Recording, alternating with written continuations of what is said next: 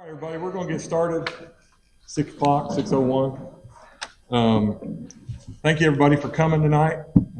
Excited about the program, and everybody signed in, got a name tag, looks like it. We've got a great speaker tonight, got a lot of stuff going on. We are give you a little membership. How many new visitors do we have? Do you have any visitors? Okay, awesome. We'll have you signed up for the end of the night. We're glad you're here, and we have been really pushing, trying to. You'd think we're getting commission. We've been trying to get membership up. We're at $3.99, and I've been trying for 3 days. I almost signed my dog up just to get to that 400 mark. But we took about another 23 on this month, so we're growing. Mississippi has finally started a chapter, so they're having their first meeting, I think, around the 22nd, 3rd of this month. So that's going to pull a few away from us, but it's a good thing. They were overdue. They got a lot of people. I think they already got 30 members just in the first week or two that they've been up and running. So excited about that. Salt Strong's growing. How many people have posted a fish picture to the website? 3. Okay. How many have caught fish that they have not posted to the website? So it's really we really want to urge you. It doesn't have to be a trophy. I'm telling you, for people that are out there that don't get to fish much, any kind of fish is great to look at. It's good for the community to show that there are still fish in the water. For those who go out and get skunked. So I urge you, if you would, and what we're going to kind of do as an incentive is that from here on out, all our free packs at the end of the night are only going to go to those who post pictures during the month. So see how that works? Yeah. We got to get your attention somehow. So there you go. So I urge you. I know we had one. This actually just come in. They caught a flounder, and I had to lean on him to get it put on the website. And man, he's had like a blow up of people from all different chapters and stuff say, hey, great catch, and it's beauty and all. And it's just great. It's great for the community. I always like to see who's catching. I'm not always able to be on the water, so I like to go out and see who's catching and when and where. And the beautiful thing about Salt Strong is you can look at the report and see where they were and what they were using and all that kind of stuff. So it's always a good thing. So I'm encouraging y'all and bribing you to put those pictures on the Salt Strong chapter site. How much? Do what? How much? Well, it depends on what you post. Pinfish, you're not going to get a whole lot of pinfish. But yeah, it's good for the chapter. It's good for the community, and everybody likes to see people catching fish. So trying to think what else we got going here. So we talked about membership. Signing in. Do we want to talk about that now, about the meeting, about signing up for the meeting? Is everybody RSVP? I didn't get an email reminder this time, but I did either. I wasn't expecting it. I don't know about questions speak about signing. It was kind of hard to sign up, and then actually I found it, and then I posted, I think, somebody said, hey, get an RSP. But usually, when we first started, you would show up on there, and you just automatically put it on there, and you would get a ticket. So I had to go through a jump to get to it. But They are using a different tool, but for the last couple of months, I think they've been using we it. got away from the app because the app was costing us, not us, Salt Strong. Right. Was having to pay for that app. And then we went into the kind of a web-based in our community.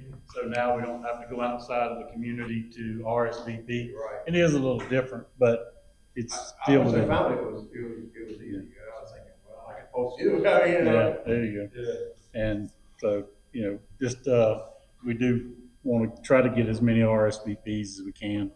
Yeah. It's not going to prevent you from being able to come to the meeting. No, but, it is good to kind of see how many's coming. If we ever plan anything at a meeting or something like that, it's just really good to know. I'd hate for you not to get a sandwich or something, a piece of pizza or something, right? Does this chapter do online tournament? We have in the past. We do have a prospect that has volunteered to take on that project as a tournament director. Comes with years of past experience of tournaments. So hopefully by next month, we ought to have that position in place and some ideas. So in the past, what we've done, we collectively said, okay, the month of October is, I'm just going to use Sheephead, for example, and everybody would just post the link of it, take a picture of it, and then we would have a winner out of the month. Like right now, we still have the ongoing leopard red tournament. It's a year-long tournament. So if you catch a red with spots, take a picture of it, post it. It goes into a folder that we're keeping up with. Right now, Colton's got it. I think it's nine dots. Yeah. Yeah, I So, compile the standings on the events page too, so you can see who's, the leaderboard. and there may be second and third places. So put your pictures on there. If you got one with 6, don't say, oh, 9's winning and I'm not going to put it on there. So just another way of bribing you. Y'all can put some out for the meeting, a little bit, pictures of the fish real quick, for a portion of the meeting. That's all the pictures that people's posted. That's flipping That through. is? Yes, Okay. and it's a cumulative, so Yeah. once you're on there, you're. And it's through the year. And, we have some things at the end of the year we can do. So the people that post the most pictures, whoever posts the most, what I would like to do at some point, we get to a tournament style of collective inches for the year for redfish, for trout, for flounder, whatever. So, good point, and we are working on that. So we do want feedback, so we'll get to a point to where we get that position filled. We'll be able to take a portion of the meeting and bash it out. And because to me, that's our goal. Kind of was. There's enough of us that are AFCA members too, so we would want to try to collectively get with them and fish our tournaments with them. That way, it's we get to meet a lot of other people, but we haven't done that either. So, there's no questions. We'll move forward, and I'd like to introduce our guest speaker, Captain Lyons Bousson. So he's actually owner of Fairhope Rattle, Fairhope Charters. Grew up here, born and raised. Like his profile says, he's grew up following his father's footsteps. He actually got his captain's license when he was still in high school, so he's been around for a while. No.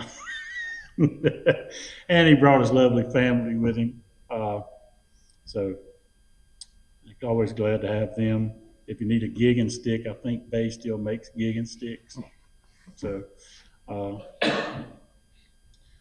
Miss Mary, she's part of the CCA. If y'all remember with the tagging, she was here with Dylan. So if you got any CCA questions or you want to join while you're here, that's the one to talk to. It's a great organization. We're, glad to be involved in it, part of it. No one won the boat this year. So that was sad. Anybody catch a tag? That's a good question while you're here. Nobody posted a picture of any fish. 9 of the fish were caught this year. Nobody was registered for the tournament. We did not give those away. And then we had another 2 fish from last year's tournament caught as well this summer. So they hang around every year. Yeah, hopefully sometime next year. Somebody will hopefully catch the fish and be registered for the tournament. This is the 3rd or 4th year now we've done it and haven't been able to give the boat away. Well, they used to give the boat away. Yes. Now they don't. But So this year I actually bought raffle tickets from Florida, so they raffled off 3 boats. Yeah, several of them. Yeah, so $50 raffle, give away 3 boats, can't beat that, so. I waited all day for that phone call. All right, so y'all welcome Captain Lyons. Look forward to it. Well, thank you. He made me seem like I had my guide license for a long time. I've actually had it for 25 years. My son, my oldest son, he's not here. He had his license when he was in high school. So this is my son, Captain Bousson. He's part of our team with us, and this is his girlfriend, Annabeth, and she helps make the rattles with us. And this is my daughter, Captain Mary Michael. She works for CCA, and she's also a guide with it. And then my oldest son. So it's the whole entire family that does it together. So my poor wife just lives fishing and hunting and stuff like that. But she's a trooper. She likes to do it too. So she's not. She has no. She says she doesn't like to be around that many people, so she doesn't want to be a part of Capt or anything. We're going to talk a few things about jubilees, redfish, triple tail. When we start talking about them, if you have a question, stop me. This is real informal, easy to, I'm going to tell y'all what I do. It works for me sometimes it doesn't. I mean, sometimes I get skunked. I mean, I scratch my head every single time I go out there and learn something different. So why don't we start off with redfish? Everybody like the redfish here? It's one of my favorite fish to catch. I like to fish, for redfish, I love to fish, the whole entire bay system from, especially in the wintertime at the causeway, all the way down to the beach. But one of the main things that I look for when I'm red fishing is bait and water temperature. Those are the 2 main things. We catch a lot of fish in Weeks Bay, but we don't catch a lot of fish in Weeks Bay when the water gets hot. I think it gets too hot in there, the fish move out of there. Not last weekend, the weekend before, we had a charter. And we live on Weeks Bay, and we were pulling out of the canal, and there was bait all in the canal. There was bait all the way out of Weeks Bay. And me, being hard-headed, drove all the way down to the ICW to go fishing. And we got down there, and we fished for 3 or 4 hours and didn't catch a fish. I mean, we didn't have a catfish in the boat. I'm thinking this could be one of those days that you get skunked. And look, we're captains. We get skunked sometimes. We really do. And about 3 hours before that high tide, it just clicked. And those fish started biting. And I, didn't see a lot of bait down there. And we caught a bunch of drum, a bunch of redfish. We caught flounder. We caught enough fish that we had enough to go back in. We were going to go try triple tail. And then the storms blew up. And then on the way in, I stopped in Weeks Bay and fished. And my first 3 casts were 3 redfish. And I thought, man, I just drove 8 miles to go fishing. And how many fish did I pass that were a half a gallon from my house that I did? So, I thought, okay, well, that's going to be my game plan for the next weekend. So this just 8 days, 7 days different.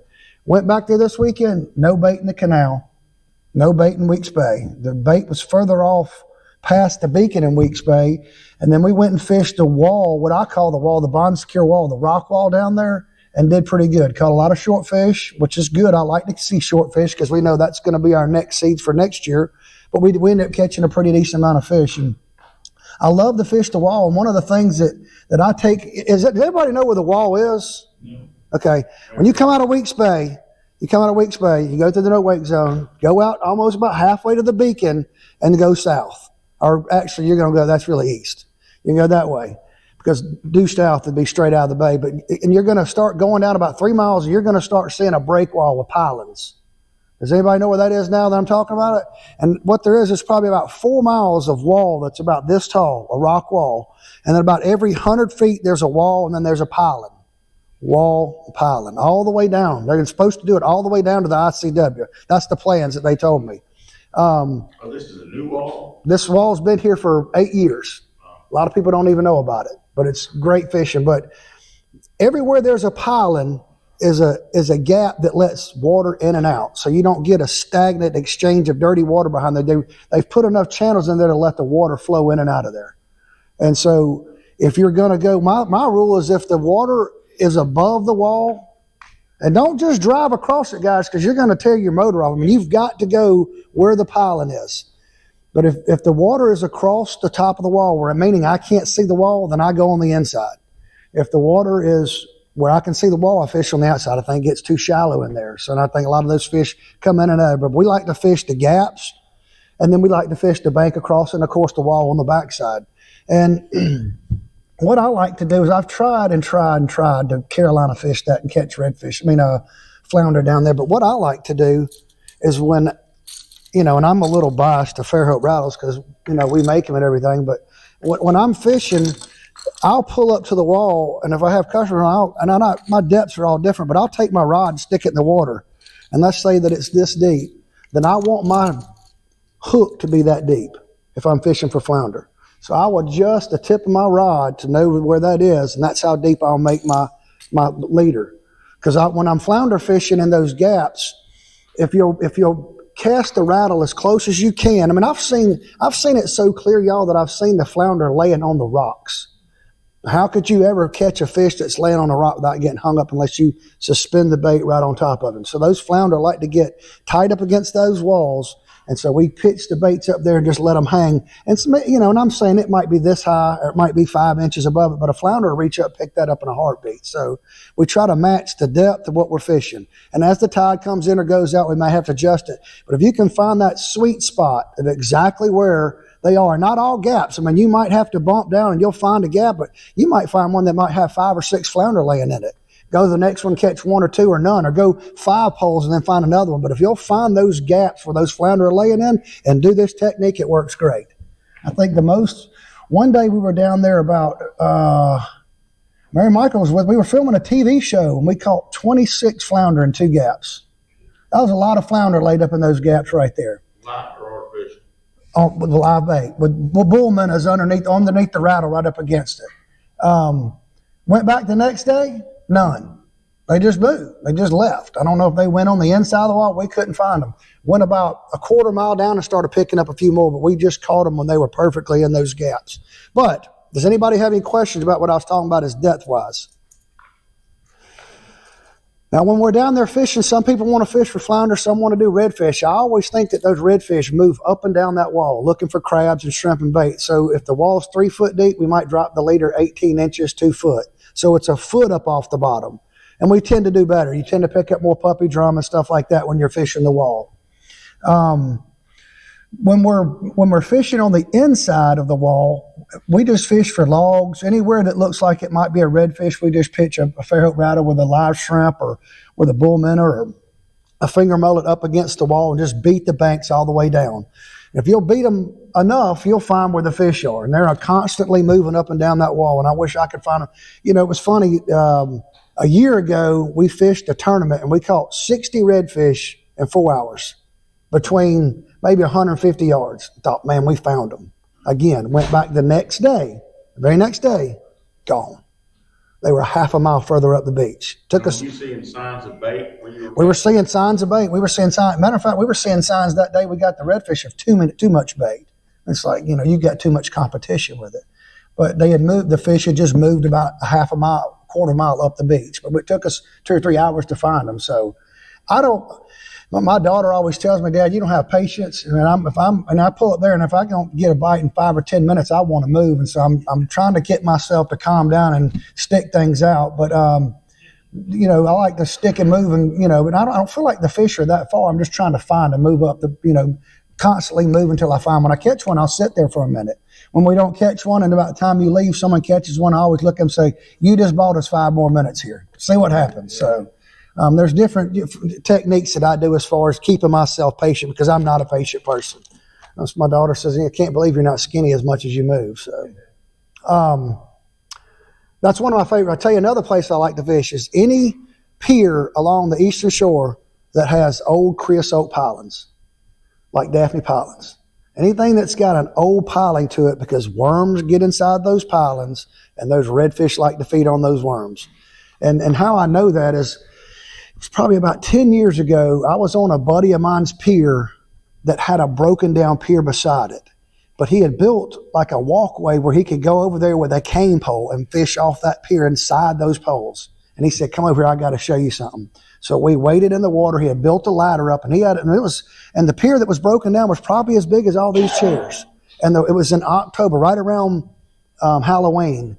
And I sat there and watched those redfish go up and down those pilings.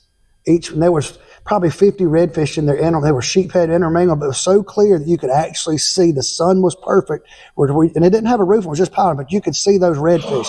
And that's what told me right there is those redfish are feeding on something that's in that piling. And it's a worm is what it is. So anywhere you see a creosote piling or something, I always stop and fish them. See, what's another technique I use for redfish? Again, always looking for bait. It's something I always look at. If you see shrimp boat somewhere, he's catching shrimp there for a reason. He's not wasting gas. Or if you see that some of them are pulling, some of them, they're not going to go a long ways away from where they're set up during the day when they're sleeping. So that's another thing I look for. And another thing I've always looked, if I see a mullet man riding down the beach, I'll stop and flag him down and talk to him. Say, hey man, you hooked any redfish or any speckled trout in his net? And a lot of times if you're really nice to me, he said, yeah, back up here we caught some. And that gives me some ideas of where some fish, but fish are constantly moving. As soon as you think you figure them out, they'll move on you in a heartbeat. And I'm talking about, I can be on fish sometimes for 3 or 4 days straight and think, well, this isn't going to stop him. What was the factor that made the fish move? Was it temperature? Was it moon? Was it tide? Was it bait? I don't know. I mean, I don't. Sometimes I scratch my head. I think I know what I'm talking about sometimes, but you just constantly trying different spots. Would you ever fish like where bait is and not caught fish? Yes, lots. Yep. I fished a lot of places where I thought there was fish and it ended up being catfish there. I fished places that I see bait showering and it's mullet scared them. So, I mean, yeah, there's factors where I see a lot of bait there. And sometimes I've seen places where there's been too much bait down there and I have no competition. I can see fish striking, but the overwhelming majority of what they're striking at isn't hanging underneath the cork like I got. And that's the main thing about artificial or thing. You want to present it as natural as you possibly can. I love to fish artificial, but I have a lot of customers that can't fish artificial. And we only have them for a small time to catch fish, so we try to increase our odds as much because we're big on live bait, lots of live bait. I love it. My dad always loved it. I remember my dad pulling out a grub one time and looked at me and he said, a speckled trout is the dumbest fish out there. And I'm thinking, why would you say that? He said, have you ever seen a catfish eat a grub? But I've seen speckled trout eat a grub. So that was just a philosophy of what he thought was. But I think speckled trout are smart and they get pressured and stuff like that. Does anybody have any questions about redfish spots that you want to talk about? You started when you talked about the wall. You mentioned Carolina style. I have tried it. I have caught some flounder down there, but I spend more time re-rigging customers than I do catching fish because this first thing they want to do, and those rocks have fallen off. So it's not like there's a real big sandy bottom that you can do it. I'm sure if you got parallel with the wall right up against it, you could pitch it up and down it and work it.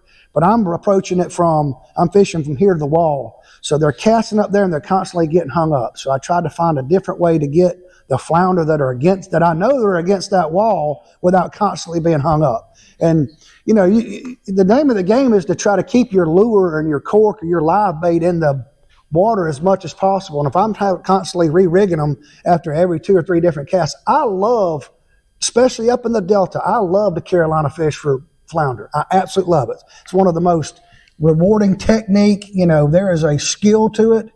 You set the hook on one and you feel that thump, count to 5. And then when you think he's got it, count 5 more times. Those takes them a while. Yes, sir. Explain where that wall is. It's not in Weeks Bay. It's in Bon Secure Bay. Yeah, so if you come out of Weeks Bay, coming out of the Big Mouth, the Pelican Point, whatever you want to call it, and you go, there's a range marker out there, a day marker. Get about halfway to it and don't cut right when you come out of there. You're going to run across the sandbar, but go about a quarter of a mile, wouldn't you say, Bay? Half a mile, and then start hooking your way down the bay. Just follow the bay down, the beach down. And I would say probably stay 300-400 yards off the beach because there's some stumps and some stuff out there. And watch out, there's a sunk boat that I've called the Coast Guard on a gazillion times that burned down in April, and it burned down in Bon Secure. Now it's floated up there, but I've got some markers on it and some jugs on it. Someone hit it about a month ago and knocked their motor off their boat. Yeah. So I put some, my wife saves me all the, all her jugs that she uses for washing clothes. So I keep those in my boat with rope on them. So when I see something like that, and we all need to do that. to protect each other. So I know someone's put a big ball buoy on it. I saw that, but it's about, when you're coming out of there and you turn going towards the wall, it's probably a mile and a half, about a half a mile offshore. So be careful of that, but it is marked. It is marked. So when you come out of Bronson 3, you turn left toward the ICW as you're going down? No, when I come out of Weeks Bay, I turn left. For the wall. You come out, you go through, you go If you come out of the ICW and you're coming back up towards Weeks Bay, it's going to be on your right-hand side. So yeah, it's you can't miss it. I mean, there's 30-foot pylons and solar lights with lights on top of it. You can't see it, but a lot of people don't fish down there. It's gotten to be more popular, but there's probably, Mayor Michael, maybe 4 miles, 3 miles of wall. And they're going to continue it down there. And, I can't tell you, sometimes the beginning's good, sometimes the middle's good, sometimes the back's good, the bottom of a part of it. So, you just got to just pick a spot. About I definitely would come up that way. But I tell you I love to fish Sailboat Bay. I mean, there's a lot of redfish in Bon Secure River. There's a lot of redfish in the ICW, a lot of big monster bull drum in the ICW. One thing, if you see the guy that's out there crabbing, stop up and say, hey, can I buy 3 crabs from you? You go inside the ICW, some of those deeper spots, and you can mark them, break that crab, put him in half, and put him on the bottom. I guarantee you within 10 minutes you're going to catch a big old bubble lip black drum that are fun to catch. He'll have lips on him about that big around, but they're a lot of fun to catch. Yeah. You talked about the depth for the flower. Uh-huh. So how would you set up something for redfish? You popping corks? I use popping corks, but most of the time the redfish aren't on the bottom. Now, look, if I've got 3 people on the boat and one's on the bottom and they're not catching flounder, but they're catching redfish, guess what? Everybody else is getting ready to go to that depth. I mean, you got to find the sweet spot. It's like tarpon going down the beach. Are they in 16 foot of water or are they in 20 foot of water? But you constantly have to adjust it. So if someone starts catching something and they're on the bottom and they were flounder fishing and we're catching reds and the reds are on the bottom. So I definitely will adjust the depth in a heartbeat. Definitely in a heartbeat. But again, down where you live at Sailboat Bay, coming in Bon Secure River, that whole left side, that big hook that comes around all the way back up to Billy's, even past Billy's, there's all kinds of oyster shells that they've thrown out over the years that hold plenty of fish on them, plenty of fish. And, again, it goes back to that thing when I rode all the way down the ICW. How many fish did I pass before I could have stopped and caught some fish? So one of the biggest things that my dad always taught me is fish someplace you don't think that there's fish at. And sometimes it'll surprise you. You'll find honey holes, your own honey holes in different spots. What I'm telling y'all is no secret. I'm just telling you where I go and what I catch. I don't fish down there all the time, but I fish down there a pretty good bit. I'm always moving. I love to fish Gilliard Island. I love to fish it. And I do it the exact same way, as you do at the wall, on a different approach. I love to fish. I prefer an incoming tide, but I will fish an outgoing tide. My grandfather always told me, go fishing as much as you can, you're eventually going to catch them. But my preference is an incoming tide. I love an incoming tide. But my neighbor hates an incoming tide, and he likes an outgoing tide. And I think that's just, I've had better success through the years on an incoming tide. We use a slip cord sometimes to find the depth. Yes. Deadly. I got one right here. I mean, does everybody know what a slip cork is? Nope. All right. Let's say, for instance, you're fishing Middle Bay Lighthouse, 14 to 15 foot of water, depending on the tide. And the fish are at 9 feet. Well, it's hard to cast a popping cork with 9 feet of leader underneath it, because you've got it from here to Bryan and you're trying to do it. So they make this thing called a slip rig. And basically what it is that a lot of people use them for brim fishing and crappie fishing, but basically all it is that, can y'all see that bead right there? Y'all see that? You can set the depth of however you want. So if I wanted to say fish at 13 feet, I would come back here and take this bead and set it to 13 feet. So that way it would reel up in my reel, through my eyes and in my reel.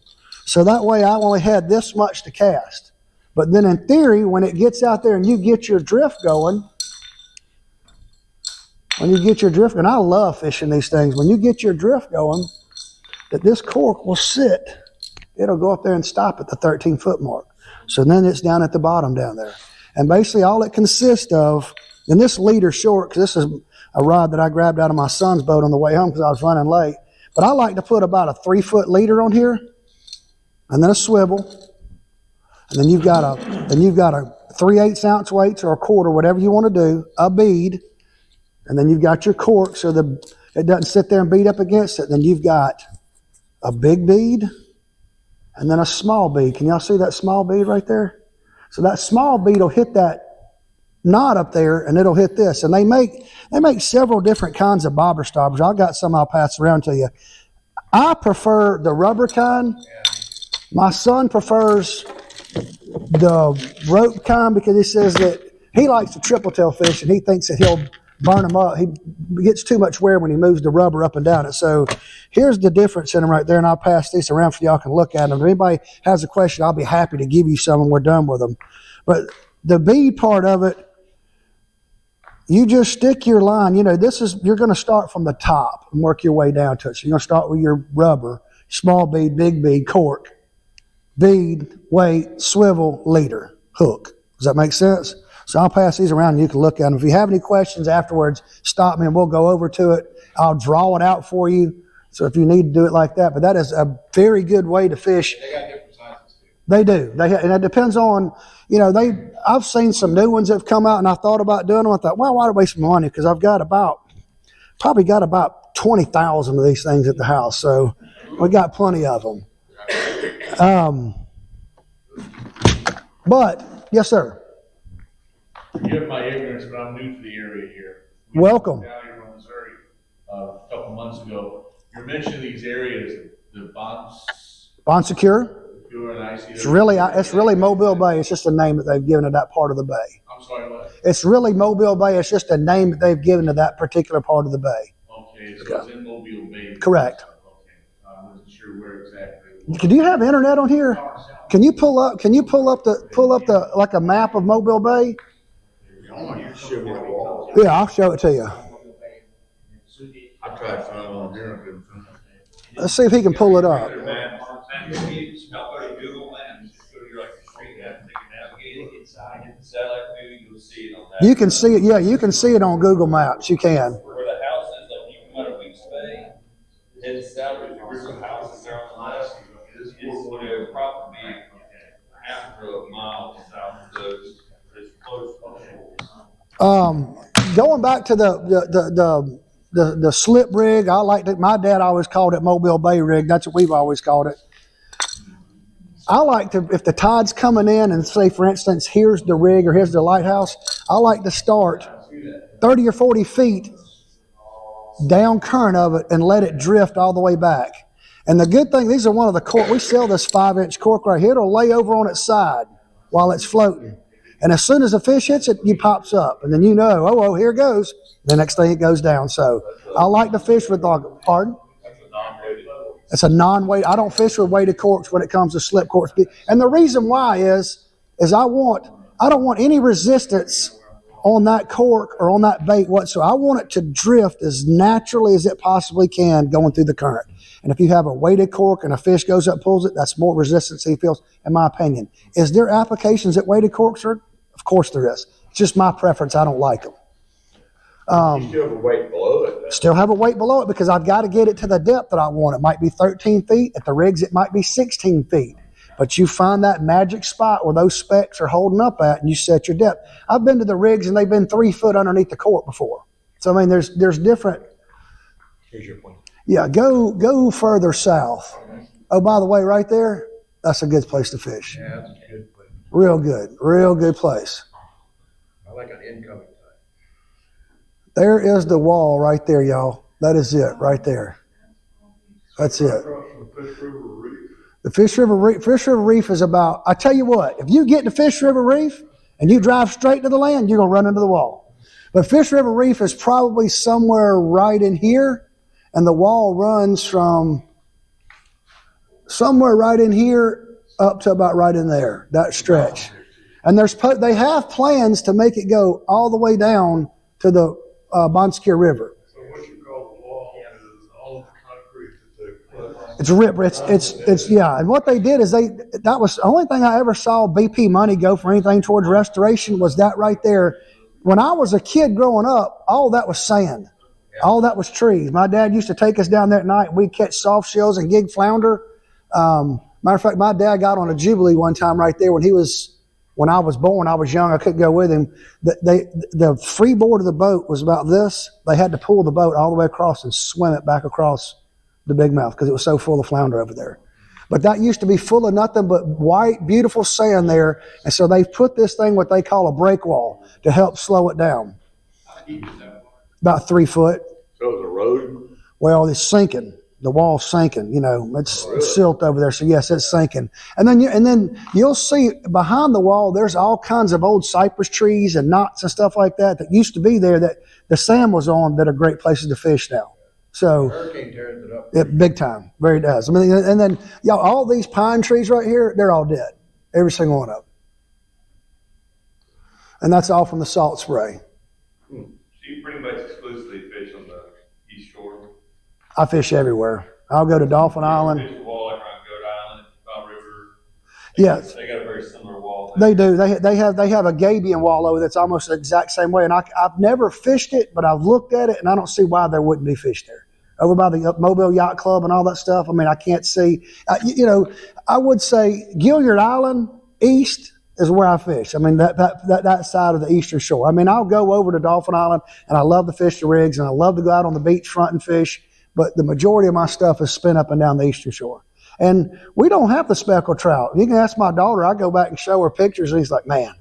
I was like, we caught these in Point Clear. We caught these in Daphne. We caught these in Montrose. We don't catch the specks there like we used to. Not at all. When I was a kid growing up, I'm 54, getting ready to be 55. I've lived on Mobile Bay my whole life. From the beach, 3 foot out was sand. And then from the 3 foot out to about halfway down our pier was grass. And then there was sand from there on out. And then when I got about 16, there was 3 foot of sand, 3 foot of grass. And then when I came back from college, there was nothing but sand. It was all gone. Every bit of it was gone. Dredging, my dad always blamed it on Lake Forest, and there was a dredger that was in Mobile Bay called the Mallard, and it sat in Mobile Bay and sort of like what they're doing now and dredged clamshells out of the bay for 20 years. And those clamshells were made to filter. God put them there for a reason, made to filter that bay. And guess what? They were in my driveway growing up. They were in my neighbor's driveway. That's what they sucked those out just for clams to put in driveways. There was no other harvest for them whatsoever. I think they might have chopped some up and used them in concrete at one time, I heard. But that was when I started seeing things go down. We still caught plenty of fish, but we still had sand. And speckled trout like to spawn on something that's hard and sandy. And now if you walk in Mobile Bay, you can see that it's a lot of silt in Mobile Bay. So we don't get the amount of specks that breed up on the eastern shore. We still have plenty of fish, but we don't get the amount of fish that breed in there. Remember, in the wintertime, going in Fly Creek Marina in the dead of the winter, and no one was in there for 10 or 15 years. My dad and I would absolutely just kill speckled trout, just murder them. Not there anymore. There's still some, but not like it was. Everything changes. But we never caught the redfish growing up like we catch now. So Paul Prudhomme came up with the black and redfish recipe. They went out on the beachfront and they pursed all those big mamas out there that take 20 years to be able to reproduce. And that's why, so now we're getting the repercussions of stopping that and we're getting more redfish. So things go and change. We have good years of hunting, we have bad years of hunting. Good years of fishing, good years of not fishing. So it goes up and down in cycles. I still can't figure it out. I scratch my head all the time. Love it. Love it. Matter of fact, you remember that place I was telling you about with the cane pole that you could see the fish eating? That was in Battles Wharf. Mm-hmm. The pier's still there today. Not going to tell you where it's at because I go there a lot. I will tell you this. It's in Battles Wharf. Does anybody have any more questions about redfish you want to talk about? Do y'all tag your redfish? Yeah, well, I tag a lot of redfish because my daughter works for CCA and she makes me tag them. But I've really gotten to, I like to see where some of the fish I've caught. I tagged a fish in Weeks Bay, and he was at large for 234 days. He grew 5 inches, and they caught him at 12 Mile Island up in the Causeway. That's 9 miles up in the Delta where they caught him. That's a long ways. Yeah.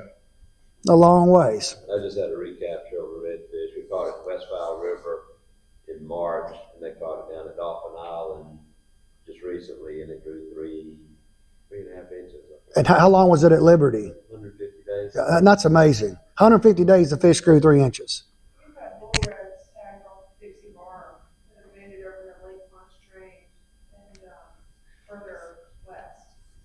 They move quite a bit. The big ones do. The big ones seem to move. Some of the star tournament fish we tagged we had two fish from 2024 caught this year. Both fish were in Mogo Bay, and had a fish from 2023 caught in Pensacola Bay. So as much as they go, they also stay right here. And I call that local waters. They stay in our Mobile Bay complex, in our area. So every now and then you get one, but those big bulls that they do out there, they move. They move. So please, if you're not a part of CCA and you don't tag fish, do it, because there is a wealth of information. And I'm on the state board, so I've seen some of the stuff that they do. It's amazing that they can go in there and pinpoint and show where some of these fish have gone. It's amazing what they've done, even with the tarpon, what they do. Sure. So I've got a tagging kit, but I've always wondered, when you tag one, do you have to write that number down? What do you do to create a starting point? That's the only part I've never really.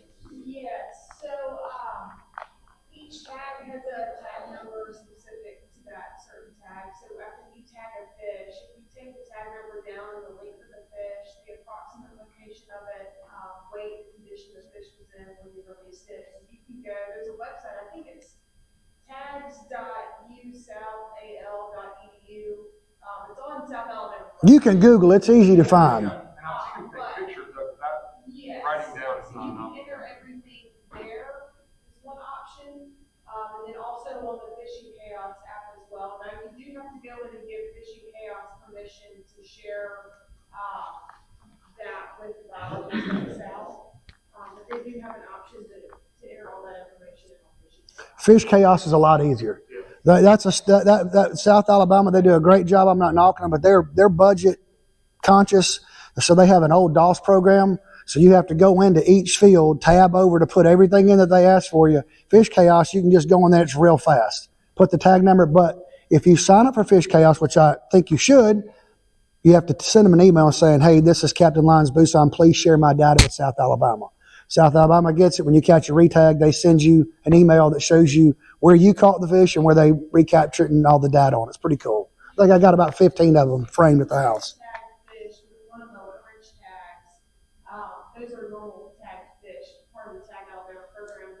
If you report that, they'll send you a t-shirt or a hat and some different goodies and stuff like that too, for a little incentive. Do y'all encourage people that catch fish that tag for release? Yes and no. I'll put a knife in one in a heartbeat. I love to eat them. If it's your fish, and I'm not gonna lie, I work for CCA and I've kept some that have tags in. It really just depends on the condition of the fish and whether or not, you wanna eat the fish. But no, we don't, you're more than welcome to keep it. It's not frowned upon. It's not. But it's not gonna hurt our feelings. Just make sure you report the information, that's really what they want. I've got a redfish this year that I caught in Weeks Bay that didn't have a tail. Tail's gone.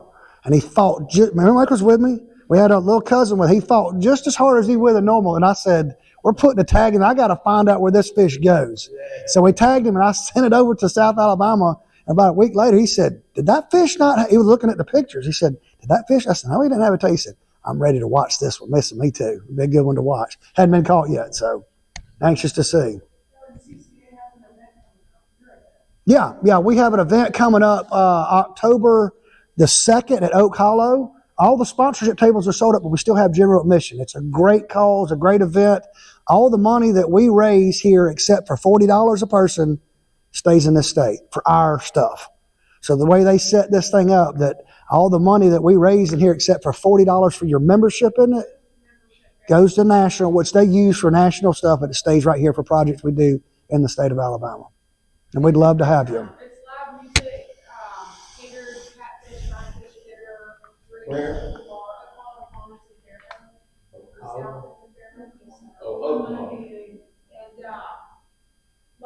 auction, raffle, silent auction, I mean, you name it. Y'all want to talk? We're running out of time, and I could talk all night. If I had a cold beer, I'd stay here till 10 o'clock tonight. I really would. Triple tail, never done it on artificial. Tried and tried and tried. I'm just not that good of an angler. I've done it in Louisiana, but I've never done it here. I have tried. I fished inshore and offshore. We ran across a cooler Sunday. Offshore? Offshore. Because you didn't have live shrimp. That had 5 big old triple tails sitting on it. And we didn't have any live shrimp, other than cigar minnows and some artificial stuff. He went up to it and looked at it and went back, didn't he? They didn't even move off that cooler. I was fishing about probably 15 years ago. We were about 60 miles offshore, and we ran up on a crate, and it had 2 big, looked like 20-pound triple tail on it. Same thing. We're trying to figure out what it is. So we drifted off, and all of a sudden the water blew up, and a bunch of tuna came up there. There's some yellowfin tuna came up there and ate both those triple tail off that thing. Went back up there, they're gone. I don't know if they scared them or ate them one, but just goes to show you. Do y'all want to talk about triple tail, or what do y'all want to talk about? Run out of time. Triple tail. Love them. My dad used to call it Sunday morning fishing because he would keep the Sunday morning paper. You know, it was the thick one. You guys, some of you guys remember that. And then they would go out triple tail fishing. They'd take that paper and lay them out. And they would kind of figure out where they would, and then they'd go back and look for those newspapers to see if there was triple tail. That was their fads back then, was newspaper. That's what they did. Called it Sunday morning fishing. Get some time together. Yeah, well, they just used to lay them all out there. My dad worked for the press register, so we got unlimited newspapers as a child growing up. So he would bring home stacks of them, and that's what they would do. They would put those out for triple tail fishing. No. The best time, in my opinion, to triple tail fish is when you can get up in the morning about 9 o'clock and listen to an SEC football game on the radio. That's some of the best. I will say this. Your second or third cold front, they're out of here. You get a real good cold front, if it be the good one right off the bat, they'll get out of here. But it seems to be your bigger females will stick around longer than the males will. But some of the biggest triple tail I've ever caught have been in October. Yeah. Restrictions, like do they come in, they only stay in certain depths? Here's what I've learned about what I've studied about triple tail. Triple tail like salt water, deep water with a freshwater mix. Like if you go over to, let's say, Pensacola, they don't catch a lot of them. But you go to Mobile, we catch them. You go over to Mississippi, they catch them. You go to Louisiana, they catch them. You go to parts of Texas, they catch them. But if you go down to Mexico, where we've tagged fish here that they've caught down there in the wintertime, those fish do the exact same thing in the wintertime as go down there up against estuaries with fresh water. And it's something that they like. The way I like to triple, my dad always liked to beat pilings. And man, I'll fish them, but that's a lot. I mean, sometimes you can go hit 50 pilings and not catch a fish. But I like to go look for debris floating, logs, anything like that.